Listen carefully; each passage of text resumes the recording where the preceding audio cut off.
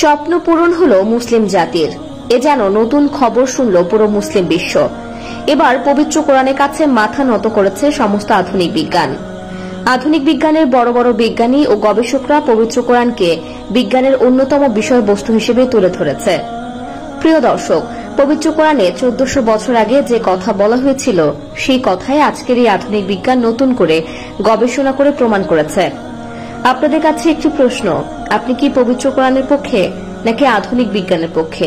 অবশ্যই কমেন্ট করে জানাবেন। তো চলুন বেশি কথা না বলে শুরু করি আজকের ভিডিও।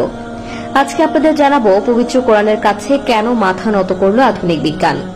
যে বিজ্ঞান সবসময় কোরআনকে অস্বীকার করে আসছে, সেই কোরআনের কাছেই বিজ্ঞান আজ মাথা নিচু করে আছে। 1 নম্বরে, পবিত্র কোরআনের সূরা ফুরকানে 61 নং আয়াতে বলা হয়েছে চাঁদের নিজস্ব কোনো আলো নেই, কিন্তু আধুনিক বিজ্ঞান এই কথাটি অস্বীকার করত।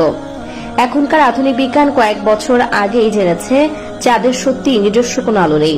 2 নম্বরে, পবিত্র কোরআনে সূরা কিয়ামার 3 ও 4 নং আয়াতে বলা হয়েছে মানুষের আঙ্গুলের ছাপ দিয়ে মানুষকে আলাদাভাবেই শনাক্ত করা সম্ভব, যা আজকের আধুনিক বিজ্ঞান প্রমাণ করেছে এবং এর প্রধান সাক্ষী আমরা নিজেই। আজকাল সমস্ত ডকুমেন্টে নিজেদের আঙ্গুলের ছাপ ব্যবহার করতে হয়। 3 নম্বরে, আধুনিক বিজ্ঞান যে বিগ ব্যাং থিওরি আবিষ্কার করেছে তার বয়স মাত্র 40 বছর, কিন্তু পবিত্র কোরআনে সূরা আম্বিয়ার 30 নং আয়াতে এই কথা বলা হয়েছে আরো 1400 বছর আগে।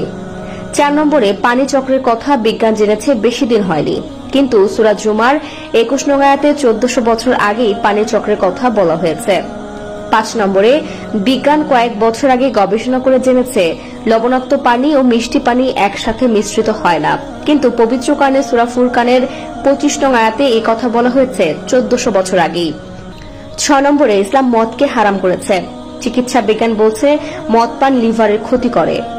7 নম্বরে, ইসলাম শূকরের মাংসকে হারাম করেছে, আধুনিক বিজ্ঞান বলছে শূকরের মাংস লিভার হার্টের জন্য খুবই ক্ষতিকর, যা মানুষকে হঠাৎ মৃত্যুর দিকে ঠেলে দিবে।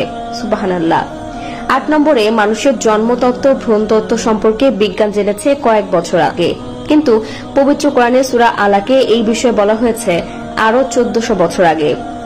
9 নম্বরে, বিজ্ঞান বলছে একটি শিশু যখন গর্ভে থাকে তখন সে আগে কানে শোনার যোগ্যতা পায়, তারপর পায় চোখে দেখার, কিন্তু এই কথা পবিত্র কোরআনে বিস্তারিতভাবে আলোচনা করে প্রমাণিত হয়েছে। পবিত্র কোরআনে সূরা সাজদা 9 থেকে 76 নম্বর আয়াতে এবং সূরা ইনসানের 2 নং আয়াতে বিস্তারিতভাবে বলা হয়েছে। 10 নম্বরে, পৃথিবী দেখতে কেমন? একসময় মানুষ মনে করত পৃথিবী দেখতে লম্বাটে, কেউ ভাবত চ্যাপ্টা, কেউ ভাবত সমান্তরাল, কিন্তু পবিত্র কোরআনে 1400 বছর আগে জানিয়ে দেওয়া হয়েছে পৃথিবী দেখতে অনেকটা উট পাখির ডিমের মতো গোলাকার এবং সমতল নয়। পৃথিবীকে সমান্তরাল রাখার জন্য তার উপরে রাখা হয়েছে বড় বড় পাহাড় পর্বত।